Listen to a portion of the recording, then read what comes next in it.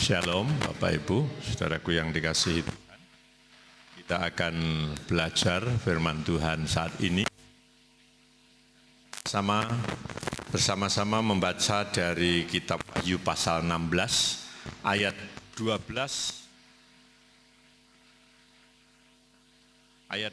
sampai dengan ayat yang ke-16.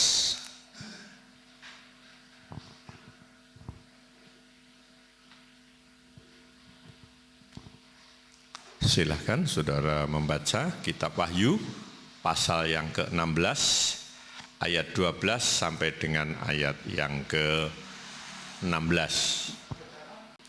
Supaya siaplah jalan bagi raja-raja yang datang dari sebelah timur.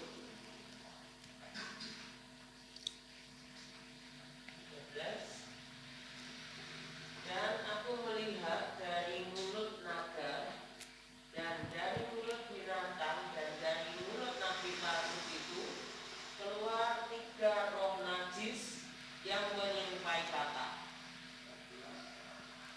Itulah roh setan yang mengadakan perbuatan ajaib, dan mereka mungkin dapat raja-raja yang sebelum dunia untuk mengumpulkan mereka guna perangan pada hari yang besar, yaitu hari Allah yang Maha Kuasa. Mengapa aku datang seperti pencuri? Berbahagialah dia yang mencoba dan memperhatikan apa, supaya ia jangan berjalan dengan panjang dan dengan kelihatan semata. Lalu ia mengumpulkan mereka di tempat yang dalam bahasa Ibrani disebut Armageddon. Ya, puji Tuhan. Ini merupakan penglihatan Yohanes yang dia alami pada saat dia berada di Pulau Patmos.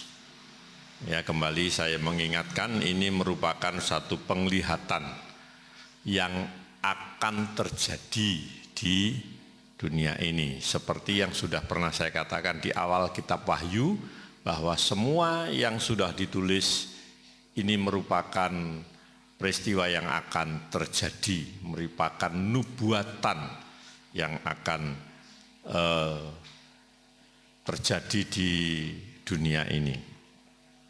Kita akan mempelajari ayat-ayat ini, memang sulit ya untuk dipahami, tetapi saya mencoba untuk menyampaikan semua firman supaya saudara bisa memahami. Ya. Ayat yang ke-12, dan malaikat yang ke-6 menumpahkan cawannya ke atas sungai yang besar, sungai Efrat, lalu keringlah airnya supaya setiap jalan bagi raja-raja, siaplah jalan bagi raja-raja yang datang dari sebelah timur.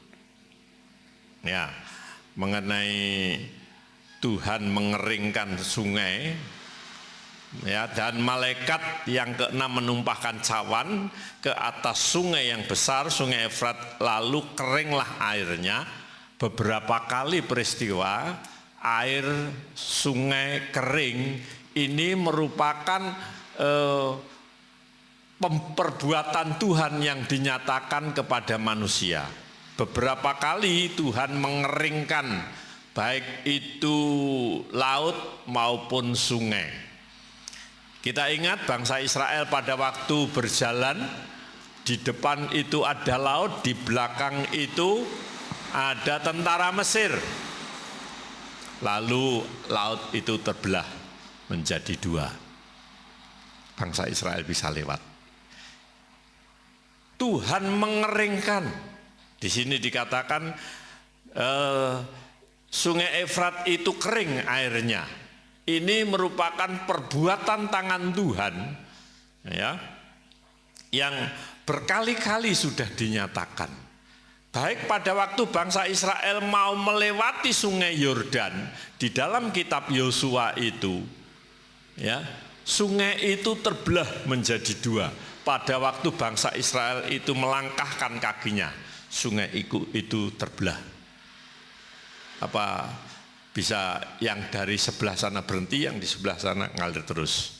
Artinya ada jalan. Sungai itu kering. Ya, kita melihat beberapa pelajaran di sini. Sungai Efrat itu kalau saudara baca di dalam kitab Kejadian itu ada 4 sungai, salah satunya namanya Sungai Efrat. Ini berada di daerah Irak sampai ke Iran, yaitu Sungai Efrat berada di situ. Ada 4 sungai dalam kitab Kejadian, itu salah satunya ini Sungai Efrat. Sungai ini disebut di dalam Wahyu pasal 9 ayat 13 sampai dengan ayat 19. Di dalam kitab Wahyu pasal 9 ayat 13 sampai dengan ayat 19. Lalu malaikat yang keenam meniup sangkakalanya dan aku mendengar suatu suara keluar dari keempat tanduk mezbah emas yang di hadapan Allah dan berkata kepada malaikat yang keenam yang memegang sangkakala itu, lepaskanlah keempat malaikat yang terikat dekat sungai besar Efrat itu. Ayat 15, maka dilepaskanlah keempat malaikat yang telah disiapkan bagi jam dan hari dan bulan dan tahun untuk membunuh sepertiga dari umat manusia. 16, dan jumlah tentara itu ialah 20.000 laksa pasukan berkuda. Aku mendengar jumlah mereka. Maka demikianlah aku melihat dalam penglihatan ini kuda-kuda dan orang-orang yang menunggangnya. Mereka memakai baju sirah merah api dan biru dan kuning belerang warnanya. Kepala kuda itu sama seperti kepala singa dan dari mulutnya keluar api dan asap dan belerang. Oleh ketiga malaikat ini dibunuh sepertiga dari umat manusia, yaitu oleh api dan asap dan belerang yang keluar dari mulutnya. Sebab kuasa kuda itu terdapat dalam mulutnya dan di dalam ekornya, sebab ekornya sama seperti ular. Mereka berkepala dan dengan kepala mereka itu mereka mendatangkan kerusakan. Di situ tadi sudah disebutkan bahwa ada Sungai Efrat di ayat yang ke-14. Itu sungai besar. Nah, kalau di Indonesia sungai besar, sungai panjang itu ada di Kalimantan. Ya, itu Sungai Kapuas yang besar. Ya, kalau di Jawa itu Bengawan Solo yang paling panjang, yang kedua itu Brantas. Nah, ini sungai-sungai besar. Saudara bisa membayangkan yang ada di Indonesia saja, kalau dikatakan Sungai Efrat, sungai yang besar, saudara bisa bayangkan ya, sungai yang paling besar di Indonesia, paling panjang itu Sungai Kapuas. Nah, kita bisa bayangkan seperti itu. Nah, kalau Alkitab mengatakan sungai yang besar yaitu Sungai Efrat, saudara bisa memahami nanti. Ya, kembali nanti kita akan belajar di Sungai Efrat ini. Tuhan itu mengeringkan airnya. Air yang kering dipandang sebagai tindakan Allah, perbuatan Allah untuk manusia ini bisa berkumpul. Dikatakan di situ di dalam Wahyu pasal yang ke-13 itu, dan aku melihat dari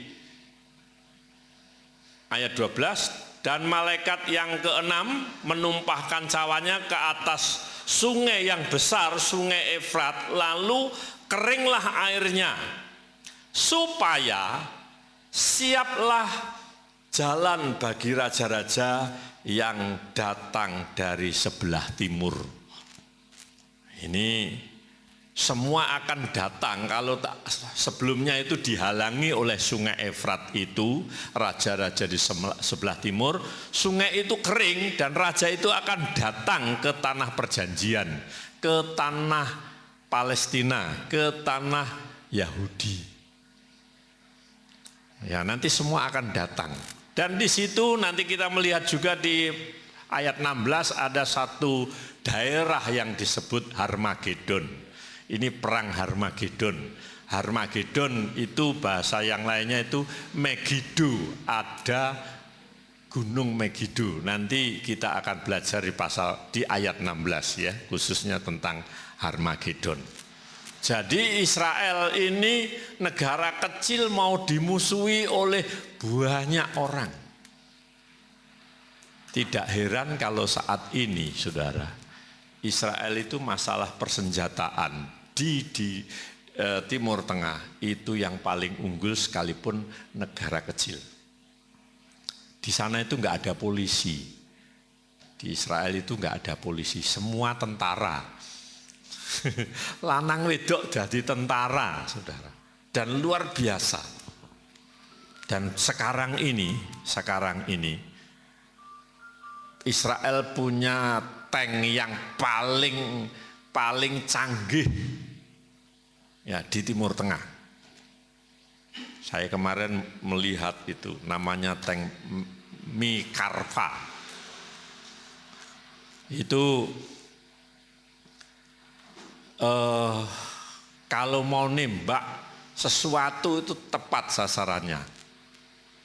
Jadi orang-orang di sekitar sana, negara di sekitarnya Israel itu tidak berani main-main. Ya, istilahnya itu enek tikus liwat neng dia ngerti gitu. Ya, Iran buat senjata apapun sudah diketahui. Kenapa? Nanti mereka itu akan nyerang. Nah, nanti hubungannya dengan kita di ayat yang ke-15. Jadi saya sampaikan ini sebagai pembuka. Nanti kita akan melihat hubungannya dengan kita di ayat yang ke-15. Ya. Pelan-pelan saya akan sampaikan. Sungai yang dikeringkan itu merupakan tindakan Allah seperti yang saya katakan tadi di dalam Keluaran pasal 14 ayat yang ke-21. Tuhan itu pernah mengeringkan laut. Lalu Musa mengulurkan tangannya ke atas laut dan semalam-malaman Tuhan menguakkan air laut dengan perantaraan angin timur yang keras, membuat laut itu menjadi tanah kering, maka terbelahlah air itu. Tuhan bisa melakukan, mengeringkan. Kalau masalah sungai Efrat nanti akan terjadi. Wong yang sudah terjadi zaman dulu pernah ya.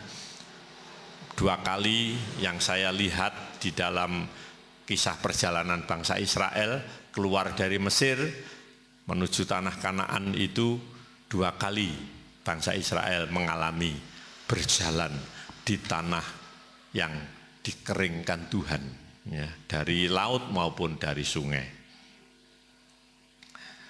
Ya, Sungai Yordan dan beberapa acuan dalam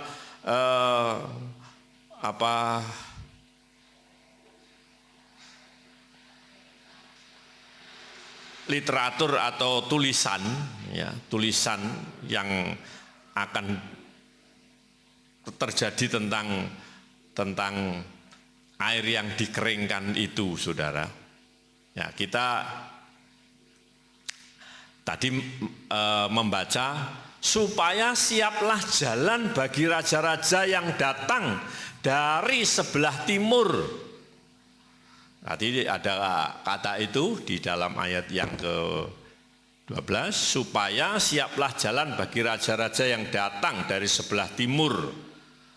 Ini telah banyak yang berdiskusi tentang ini, tentang raja-raja di sebelah timur. Ya, ini sudah saya katakan adalah orang-orang yang ada di sekitar Timur Tengah, di timurnya Sungai Yordan itu, ya. Kita akan melihat ayat yang ke-13, itu sesuatu yang kelihatannya tidak nyambung. Setelah sungai itu kering, di ayat 13 dikatakan di situ, dan aku melihat dari mulut naga, ya, dari mulut naga itu, dari mulut naga dan dari mulut binatang dan dari mulut nabi palsu itu keluar 3 roh najis yang menyerupai katak. Saudaraku yang dikasihi Tuhan, di sini ada satu bentuk trinitas yang lain yang kita sudah kenal adalah Trinitas Tritunggal, Allah Bapa, Allah Anak, Allah Roh Kudus.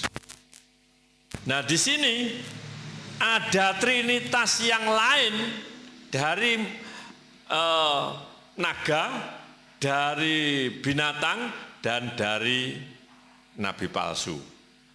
Ada trinitas yang menyerupai trinitas Allah. Kita tahu bahwa iblis itu selalu meniru-niru. Ya, kemarin kita sudah lihat di ayat sebelumnya bahwa mereka itu kelihatannya seperti domba, tetapi sesungguhnya adalah serigala. Tentang penyamaran kemarin kita sudah lihat. Nah, sekarang penyamaran berikutnya adalah 3 roh, yaitu roh setan, roh nabi palsu, dan roh antikris.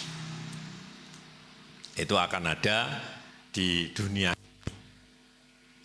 Dan Yakobus pernah menulis bahwa Yohanes juga menulis di 1 Yohanes bahwa antikris itu sudah ada di antara kita. Kemarin kita sudah melihat dari kitab Wahyu, antikris itu adalah angkanya, bilangannya 666. Nah, saya kalau bilang 66 ini bukan berarti nanti berbicara tentang chip yang sudah lama diberitakan, tidak, saudara, ya. Ini masih merupakan teka-teki. Yang jelas 66 itu merupakan bilangan seorang manusia. Kalau secara umum antikris itu adalah orang-orang yang tidak senang dengan kekristenan. Tidak senang dengan nama Tuhan. Itu saja, itu secara umum. Tapi nanti ada seorang pemimpin antikris. Itu salah satu dari 3 roh yang keluar itu. Kalau sekarang sih cuma secara umum saja. Orang tidak suka dengan kekristenan. Tapi nanti terkoordinir secara masif. Kalau sekarang sih ya secara pribadi lah orang tidak suka. Ya, saudara bisa lihat orang-orang yang tidak senang. Kemarin saya melihat paparannya Ade Armando tentang GKI Yasmin di Bogor itu. Sudah 15 tahun. Ya, tidak boleh, gerejanya sudah ada, sudah jadi, sudah dapat izin dari pemerintah Bogor, tapi dianulir. GKI Yasmin banding ke MA, diluluskan, dimenangkan. Ombudsman juga mengatakan itu sah. Tetapi orang-orang yang tidak suka dengan anak Tuhan tetap tidak boleh. Bahkan pemerintah daerah tidak berani untuk ambil tindakan. Ini orang-orang tidak senang dengan gereja. Ade Armando memaparkan itu. Ya, tentang orang yang tidak senang dengan gereja. Padahal Ade Armando bukan anak Tuhan loh.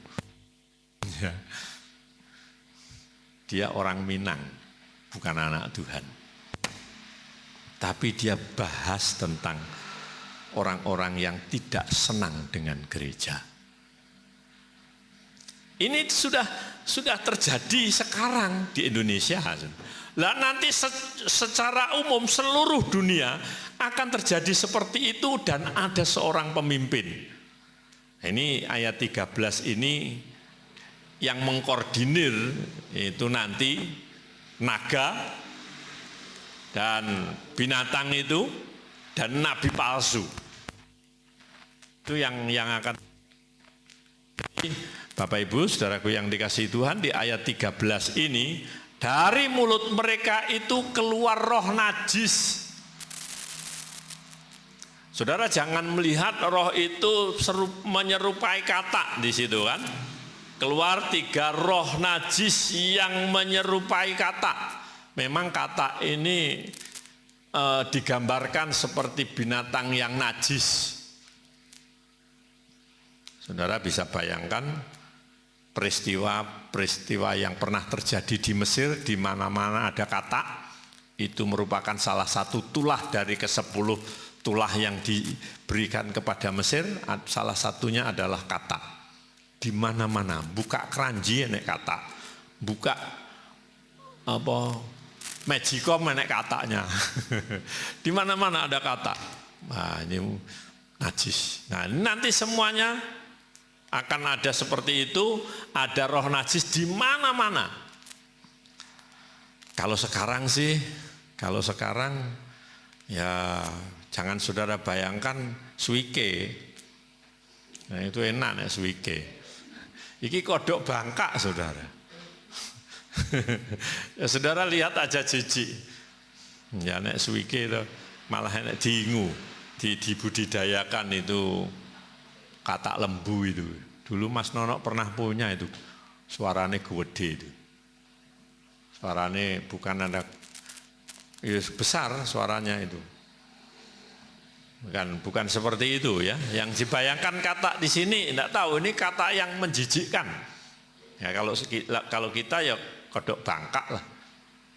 Menjijikkan. Itu akan berada di mana-mana. Di ayat yang ke-14 roh itu, ya, itulah roh-roh setan yang mengadakan perbuatan-perbuatan ajaib. Saudara jangan mudah tertipu dengan orang-orang yang melakukan perbuatan ajaib kalau ini di luar Tuhan. Kalau di dalam Tuhan percaya itu dari Tuhan. Seperti yang sekarang lagi viral itu pendeta Andi Simon. Ya, yang ada di Kalimantan itu. Mengadakan banyak tanda ajaib, bahkan orang-orang yang tidak percaya Tuhan pun sudah ngantri dari mana-mana. Nah ini yang mujizat-mujizat yang perbuatan ajaib yang diadakan ini adalah orang yang tidak percaya juga bisa melakukan seperti itu. Nah tanda tanya besar kalau ada orang tidak percaya melakukan mujizat, itu kuasa dari siapa? Ya, saudara jangan kepencut. Oh neng kono loh, neng Pare atau di Kali Pare atau di Gunung Pare. Ya, ada dukun mandi, seloro sembarang mari. Saudara jangan cepat ke sana. Kalau dia bukan anak Tuhan, kita bisa tahu ini bukan kuasa dari Tuhan. Walaupun dia melakukan perbuatan ajaib. Ya, nanti akan terjadi itu di hari-hari akhir akan terjadi. Ayat 14 itulah roh-roh yang roh-roh setan yang mengadakan perbuatan ajaib. Ada roh setan yang bisa melakukan perbuatan ajaib. Saudara jangan cepat-cepat ke sana saja. Lah Pak Wi sembayangnya orang mandi. Nggak bisa melakukan perbuatan ajaib, kita ke sana saja. Saudara, jangan terkecoh dengan perbuatan ajaib yang dilakukan oleh seseorang yang di luar Tuhan. Kalau yang di dalam Tuhan masih kita percaya kalau itu perbuatan ajaib yang dari Tuhan. Tapi yang di luar Tuhan juga bisa melakukan perbuatan ajaib. Tetapi saudara jangan buru-buru ke sana. Kemarin sudah saya sampaikan bahwa nanti ada Mesias palsu. Kalau ada orang mengatakan Mesias ada di sana, saudara jangan cepat-cepat ke sana. Ya, karena ada penyamaran yang sempurna dari kuasa kegelapan. Kemarin sudah saya sampaikan tentang penyamaran ini. Ya.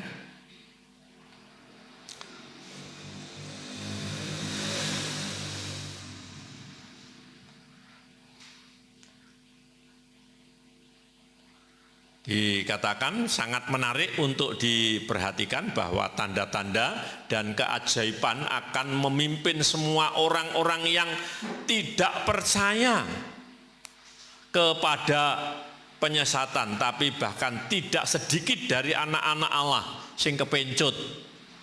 Bahkan dikatakan dalam Alkitab itu kalau mungkin dia akan menyesatkan orang pilihan. Di Alkitab itu, di dalam kitab Matius dikatakan bahwa nanti orang pilihan saja kalau mungkin bisa disesatkan. Ya, nanti kita akan belajar di ayat 15 itu ya. Jadi jangan pergi untuk menemui mereka.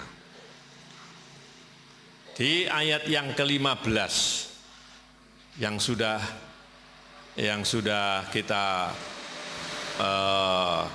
baca tadi, di situ kalau di HP saudara dikasih tanda merah enggak? Ya, di HP saudara itu ada tanda merah. Itu merupakan firman Tuhan yang sudah ditulis di dalam Injil. Yohanes tidak menulis di dalam Injil Yohanes, tetapi Matius dan Lukas menulis ayat itu. Ya, di ayat yang ke-15 itu ini merupakan sisipan berita atau kata-kata Kristus yang menyela untuk mendorong dan memperingatkan umat Allah. Ini adalah salah satu dari 7 berkat untuk orang percaya. Puji Tuhan, ada salah satu berkat untuk orang percaya di ayat 15 itu. Nah, kita akan melihat Tuhan Yesus berkata, "Aku datang seperti pencuri." Ini kata Yesus, mari kita baca di dalam Matius pasal 24 ayat 43-44. Injil Matius pasal yang ke-24 ayat 43 dan 44. Tetapi ketahuilah ini, jika tuan rumah tahu pada waktu mana pada malam hari pencuri akan datang, sudahlah pasti ia berjaga-jaga dan tidak akan membiarkan rumahnya dibongkar. Ya mesti toh, napa enten pencuri woro-woro sik. Nek woro-woro sik kan ya wis disiapi CCTV paling ora. Tuan rumah wis nggawa pentung. Ya. Tapi di ayat 44, sebab itu hendaklah kamu juga siap sedia, karena Anak Manusia datang pada saat yang tidak kamu duga. Seperti pencuri, tidak terduga. Beda dengan penipu. Kalau penipu itu kedatangannya diketahui. Kalau pencuri nggak ada yang tahu. Kalau penipu bisa saja, saudara bisa. Teman saya itu keyboardnya dibawa diusung orang. Loh, roh saudara, sing ngusung ya roh. Ini teman saya dari Bawen, Ibu Pendeta Maria. Itu ada 2 tamu datang ke rumahnya, yang satu ngejak omong-omong, yang satu ngusungi keyboard. Dibawa ke mobil bablas. Itu penipu. Yang satu ngajak ngomong-ngomong. Tetapi teman saya yang satu, Bapak Pendeta Supriyadi di Kalilegi, nggak tahu kalau ada orang masuk ke gerejanya, ke rumahnya, karena rumahnya itu seperti di sini ya, Pak Supriyadi itu di belakang, nah gerejanya di sini. Nah Pak Supriyadi itu gerejanya sendiri, rumahnya di sebelah kanannya masuk. Nggak tahu kalau ada orang datang. TV ini digawa, keyboard digawa, awan-awan. Nah tonggone ya roh, pikire tonggone iki Pak Pri iki keyboard karo TV ini apa diservisne apa disilihne, tonggone ya ora ngira. Ya roh lek diusungi. Ini pencuri. Jadi 2 kasus yang sama di tempat yang berbeda, yang satu dicuri, yang satu ditipu. Nah pencuri nanti itu akan datang tidak terduga di waktu yang tidak kita ketahui. Demikian juga kedatangan Tuhan itu seperti pencuri. Kadung kita enak-enak, kadung kita enggak berjaga-jaga, enggak siap-siap. Tuhan datang. Oleh sebab itu tadi dikatakan bahwa kedatangan Tuhan itu seperti pencuri. Ya. Di Lukas pasal 12 ayat 39 dan ayat 40. Lukas pasal 12. Hampir sama dengan tadi ya, dengan Matius. Lukas pasal 12 ayat 39-40. Tetapi ketahuilah ini, jika tuan rumah tahu pukul berapa pencuri akan datang, ia tidak akan membiarkan rumahnya dibongkar. Hendaklah kamu juga siap sedia, karena Anak Manusia datang pada saat yang tidak kamu sangkakan, enggak terduga. Kedatangan Tuhan tidak seperti kedatangan presiden. Hari ini Pak Presiden datang, saudara sudah siap-siap. Paling tidak diperintahi nggawa gendera cilik ning pinggir dalan dilambaikan. Itu kedatangan presiden. Disambut. Kedatangan Tuhan itu seperti pencuri yang tidak kita sangkakan. Tadi. Untuk itu kita diharapkan untuk siap sedia. Siap sedia berjaga-jaga. Ya, sebagai anak Tuhan kita siap mempersiapkan hidup kita. Nanti kita akan melihat di ayat yang ke-15 dalam kitab Wahyu itu. Bahwa Tuhan datang seperti pencuri. Berbahagialah dia yang berjaga-jaga dan yang memperhatikan pakaiannya. Ada kata itu di ayat 15. Berbahagia dia yang berjaga-jaga dan yang memperhatikan pakaiannya. Ini adalah yang ketiga dari 7 berkat yang diberikan kepada orang percaya dan orang yang setia. Wahyu pasal 1 ayat yang ketiga, berbahagialah ia yang membacakan dan mereka yang mendengarkan kata-kata nubuat ini dan yang menuruti apa yang ada tertulis di dalamnya, sebab waktunya sudah dekat. Berbahagia yang berjaga. Ya. Ayat yang Wahyu pasal 14 ayat yang ke-13. Dan aku mendengar suara dari surga berkata, tuliskan, berbahagialah orang yang mati, yang matinya dalam Tuhan sejak sekarang ini, sungguh kata Roh, supaya mereka beroleh beristirahat dari jerih lelah mereka, karena segala perbuatan mereka menyertai mereka.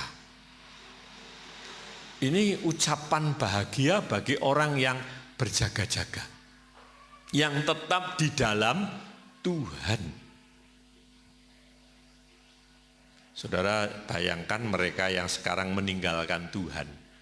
Dengan sombongnya mereka menghina Bible palsu, mereka mengatakan bahwa Alkitab ini dipalsukan, monggo silahkan. Tetapi janji-janji Tuhan ini perlu kita perhatikan, saudara. Ya, masih banyak berkat untuk orang-orang percaya itu ya. Jadi ayat ini mengatakan di ayat 15 itu berbahagialah orang yang berjaga. Nah, nanti peperangan itu tidak ada kaitannya dengan kita, jauh dari sini, tetapi kehancurannya bisa kita rasakan sampai di sini karena itu merupakan perang besar. Ya, mungkin itu atau disebut perang dunia ketiga mungkin, saudara. Itu terjadinya sudah disebutkan di Alkitab. Semua raja-raja akan datang ke sana. Dan Alkitab mengatakan bahwa dalam kedatangan Tuhan itu ditandai perang bangsa melawan bangsa. Di Alkitab sudah ditulis. Kalau saudara membaca Matius pasal 24, kedatangan Tuhan itu diawali dengan bangsa perang melawan bangsa. Suku dengan suku. Ya, kalau kita melihat ini, saudara, saat ini masih belum, ya paling perang kecil lah. Ya. Nanti perang besar itu terjadi. Nanti kita akan baca di ayat yang ke-16. Letaknya sudah disebutkan. Letak peperangan itu sudah disebutkan.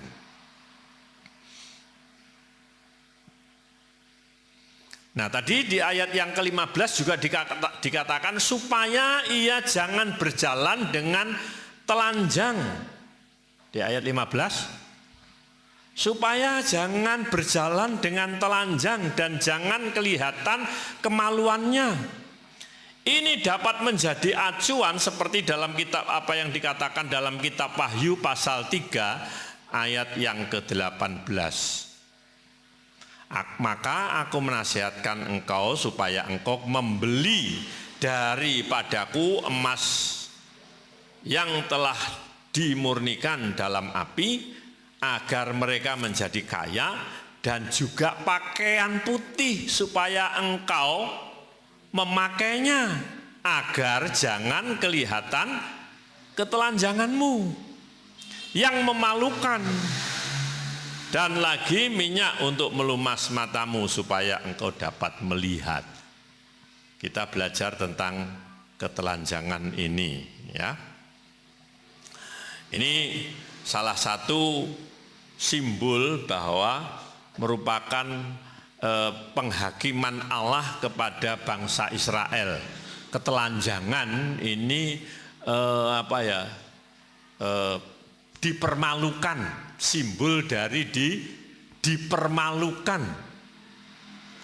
Kados jenengan ngipi wudo, enten nate sing ngipi wudo. Nah, itu akan dipermalukan. Kemarin ada yang bertanya tentang mimpi kepada saya. Ada temannya itu mimpi. Terus saya katakan ngimpi ini jam piro. Saya ngomong ngimpi itu ada 3 macam, saya katakan. Ya, masalah ngimpi. Apa ya Mas? Ya ngipi kuwi delok jame karo kondisi awake dan pikirane wonge. Ya, kalau saya jabarkan tentang 3 jenis mimpi kedawan. Intinya itu nek awane angen-angen kepikiran kuwi iso ngipi. Kaya ngipine wong diuber-uber wong gendeng. Awake kesel kabeh ngipi keli. Itu iso kesel kabeh awake. Ya, jadi saya katakan kalau mimpi yang dari Tuhan, Alkitabku menulis, karena dia bukan anak Tuhan. Alkitabku menulis beberapa kali manusia itu mendapat mimpi dari Tuhan, itu merupakan pewahyuan. Ya, kalau saudara baca di Alkitab, siapa-siapa yang pernah bermimpi, antara lain Fir'aun, itu bukan anak Tuhan tapi ngipi, bukan orang percaya ya. Nebukadnezar ngimpi, ya. Tetapi anak Tuhan yang bisa menjelaskan arti mimpi itu. Nah, orang ini juga tanya ke saya, ya saya jelaskan. Lah ngimpimu apa? Intinya pagar makan tanaman. Saya ngomong ya ngono, hati-hati karo kancamu yang kelihatannya kamu percayai belum tentu bisa dipercaya. Hati-hati kalau ngimpi enek pagar makan tanaman. Ya kita sudah tahu itu artinya. Maka ya kalau pagar makan tanaman itu ya artinya orang yang kita percaya justru akan merusak kepercayaan itu. Ya, suwun Mas. Saya kasih apa arti dari mimpi itu. Nah, kembali berbicara tentang telanjang, itu merupakan satu bentuk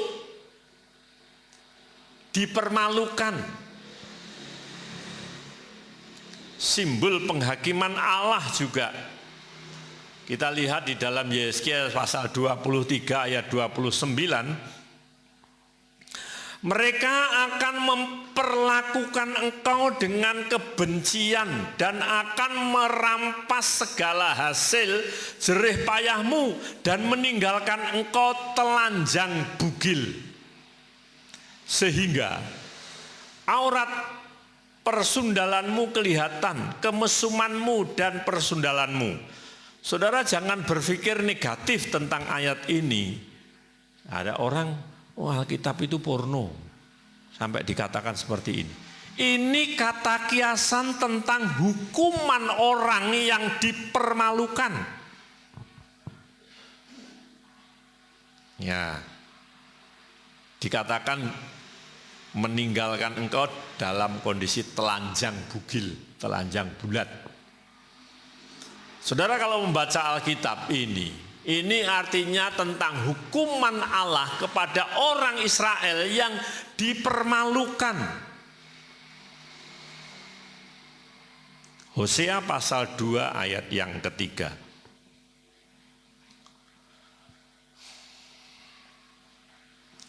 Supaya jangan aku menanggalkan pakaiannya sampai dia telanjang dan membiarkan dia seperti pada hari dia dilahirkan, membuat dia seperti padang gurun dan membuat dia seperti tanah kering, lalu membiarkan dia mati kehausan. Kalau saudara melihat ayat ini kembali, saudara jangan berpikir yang negatif, ya. Telanjang di sini merupakan bentuk hukuman Allah kepada orang pilihan yang mengingkari janji Tuhan, yang membelakangi Tuhan. Masih banyak sebetulnya ayat-ayat seperti itu. Tapi masalah hukuman ini tidak merujuk kepada kehilangan keselamatan, tetapi untuk orang Kristen yang akan malu terhadap kegiatan mereka dan kurangnya gaya hidup iman dan kedatangan Tuhan Yesus yang kedua kali, maksudnya ini merupakan suatu teguran bagi anak Tuhan. kalau kita dipermalukan. Mendapatkan hukuman, dipermalukan merupakan bentuk teguran. Kalau keselamatannya sih selamat, kita percaya Tuhan. Tetapi kita akan mendapatkan hukuman dari Tuhan, yaitu dipermalukan. Ya, ini bentuk tentang pakaian yang sudah kita bahas tadi di ayat yang ke-15. Untuk itu Bapak Ibu saudaraku yang dikasihi Tuhan, mari kita tetap berjaga-jaga. Berjaga niku waspada. Nggih, kados awal-awal corona itu dalan-dalan ditutup. Itu bentuk kewaspadaan, berjaga. Kalau sekarang sih enggak sih. Saya lihat yang masih ditutup itu, saya lihat itu di kebun. Di kebun itu ditutup. Kalau di sini sudah enggak. Kalau dulu ditanya, kalau enggak biasa lewat pagi, ditanya. Yang biasa lewat pagi sudah tahu, ini bakul letek. Jam 3 wis lewat ya dingakne. Nek enggak, sama orang-orang di sini enggak boleh dibuka. Ya, jam untuk itu bentuk berjaga. Nah, kita juga pada saat ini kita perlu berjaga, waspada tentang kedatangan Tuhan yang seperti pencuri itu. Mumpun enak-enak, ya kita harus waspada. Di ayat yang ke-15, lihat aku datang seperti pencuri, berbahagialah dia. Ini berkat yang tadi sudah saya sampaikan. Berbahagialah dia yang berjaga-jaga. Puji Tuhan, yang berjaga berbahagia. Ya, di ayat 15 itu. Dan yang memperhatikan pakaiannya, ini supaya tidak telanjang, ya, memperhatikan pola hidupnya, gaya hidupnya, memperhatikan cara hidupnya, berjaga, ya. Kita memperhatikan pakaian kita ada nodanya apa enggak. Ya, kalau ada nodanya cepat dicuci. Ini bahasa simbolis, artinya kalau kita ada kesalahan cepat bertobat begitu. Kalau ada kekeliruan diperbaiki. Gitu ya. Ayat yang ke-15 tadi, supaya ya jangan berjalan dalam ketelanjangan. Jangan sampai kita dipermalukan, mendapat hukuman dari Tuhan, dipermalukan. Dan jangan kelihatan kemaluannya, jangan sampai kita dipermalukan tadi. Kita sudah bahas ayat 15. Sekarang ayat yang ke-16. Lalu ia mengumpulkan mereka di tempat yang dalam bahasa Ibrani disebut Harmagedon. Kembali ke ayat awal tadi, raja-raja dari timur itu akan dikumpulkan di suatu tempat namanya Harmagedon. Dan ini sudah ada filmnya, film Harmagedon. Sudah ada yang pernah lihat? Cari di YouTube, lihat tentang Harmagedon. Ada, saudara ya. Alkitab sudah menulis. Dari Alkitab ini produser punya inspirasi, di film nih baik. Ya, kalau saudara membaca mulai dari ayat yang ke-12 itu, saudara lihat itu. Inti film itu ya di ayat ini, saudara. Raja-raja itu kumpul dari timur untuk memerangi Israel. Yang luar biasanya kemenangan Israel nanti, Israel sudah berserah, baru pertolongan Tuhan muncul. Kalau saudara membaca di dalam kitab Yehezkiel pasal 38-39 tentang perang Gog dan Magog, Itu luar biasa. Sudah ditulis semuanya. Nah, kita tinggal niteni, saudara. Ini satu pelajaran buat kita.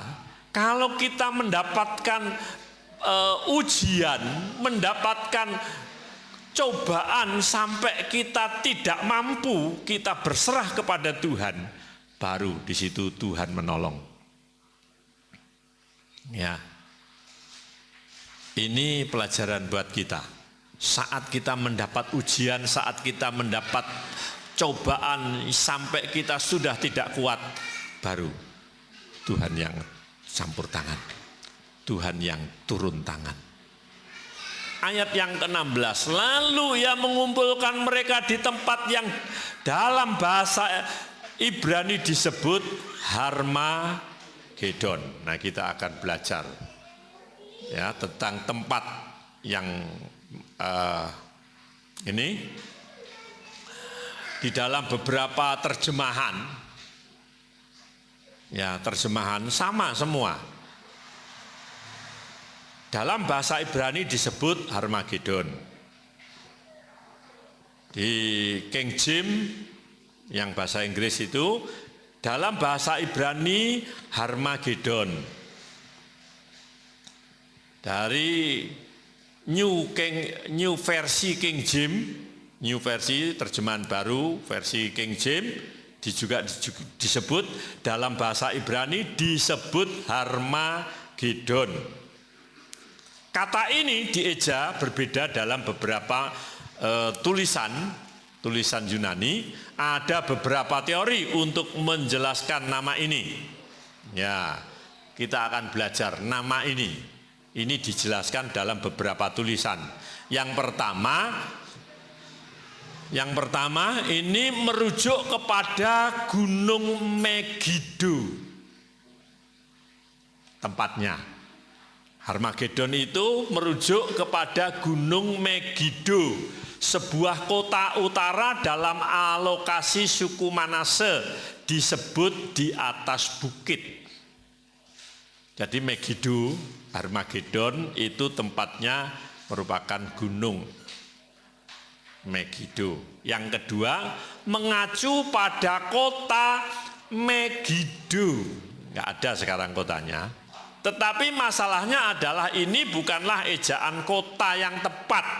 Itu tulisan yang lain, ya. Ada juga yang mengatakan bahwa itu adalah terjemahan dari kata gunung rakitan ditemukan dalam Yesaya pasal 14 ayat 13 yang merujuk ke gunung tertinggi. Ya, kita lihat Yesaya pasal 14 ayat 13. Engkau yang tadinya berkata dalam hatimu, aku hendak naik ke langit, aku hendak mendirikan tahtaku mengatasi bintang-bintang Allah, dan aku hendak duduk di atas bukit pertemuan jauh di sebelah utara. Ini yang dikatakan Yesaya tentang bukit yang paling tinggi tadi.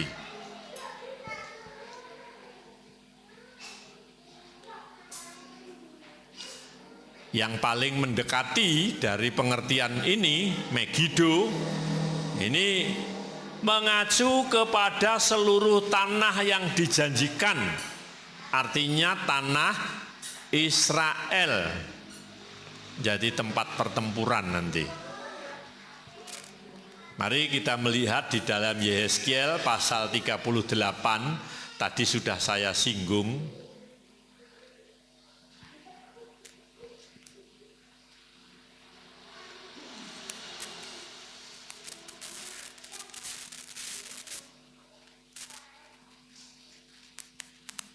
Yehezkiel pasal 38 ayat yang ke-8.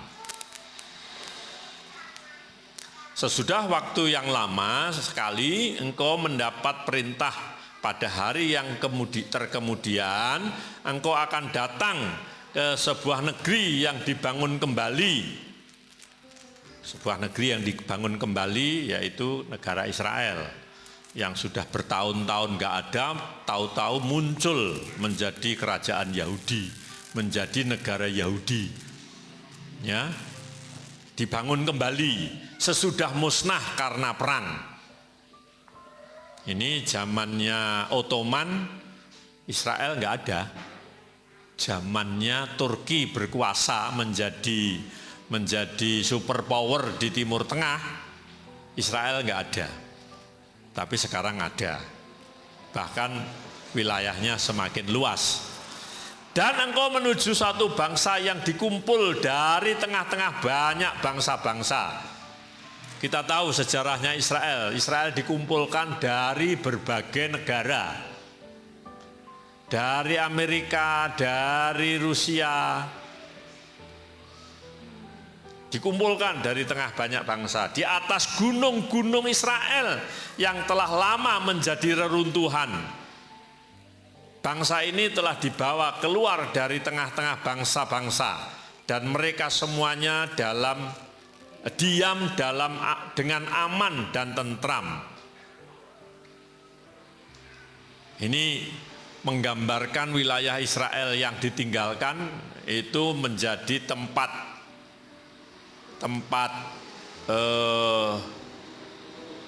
peperangan yang akan mengakhiri dunia ini.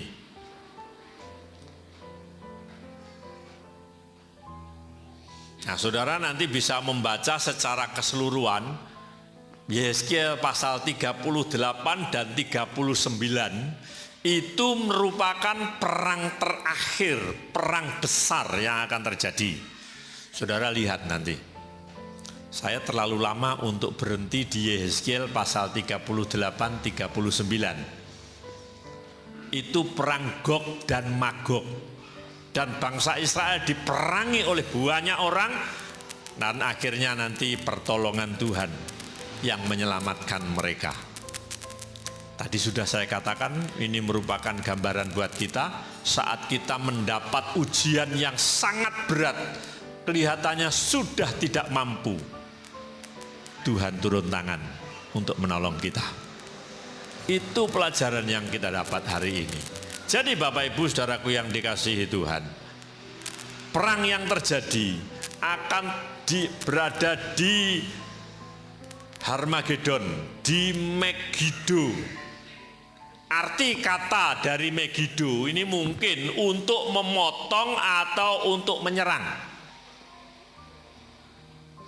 Memotong atau menyerang itu arti Megiddo. Memotong atau menyerang. Kalau tentang penyerangan, bangsa Israel ini sudah siap perang dengan siapapun. Dan dia tidak takut dengan siapapun, termasuk Amerika Serikat. Israel tidak takut. Bahkan Israel sekarang ketakutan dengan Amerika Serikat ketakutan dengan Israel. Kemarin saya melihat YouTube-nya itu. Amerika itu membuat pesawat tempur yang paling canggih. Sebelumnya dia berkata tidak akan dijual kemanapun. Ini pesawat tercanggih yang saat ini ada. Amerika berkata tidak akan dijual kemanapun. Itu kata-katanya Menteri Pertahanan Amerika. Israel tak borong, dituku kabeh, nggak berani nolak. Ya, Israel punya pesawat paling canggih saat ini. Kalau tanknya juga tank paling canggih saat ini, yang Mikarva itu. Saya mengikuti perkembangan Israel, ya, supaya Alkitab ini saya bisa memahami. Ya, bukan sok tahu, saudara, saya pingin tahu. Ya. Jadi kalau saya lihat TV bukan melihat ini ya. Saya belajar dari TV itu, ya. Jadi Bapak Ibu Saudaraku yang dikasihi Tuhan. Ini tempat peperangan terakhir sudah disebutkan oleh Tuhan, ya awake dhewe karek niteni. Saatnya kapan kita tidak tahu, karena kedatangan Tuhan itu seperti pencuri. Yang perlu kita pelajari hari ini, kita harus berjaga, siap, sedia. Kedatangan Tuhan itu seperti pencuri. Mari kita siapkan hati kita, jangan sampai kita dipermalukan. Jangan sampai kita kedapatan telanjang. Mari kita berjaga di dalam Tuhan. Amin. Tuhan memberkati kita semua.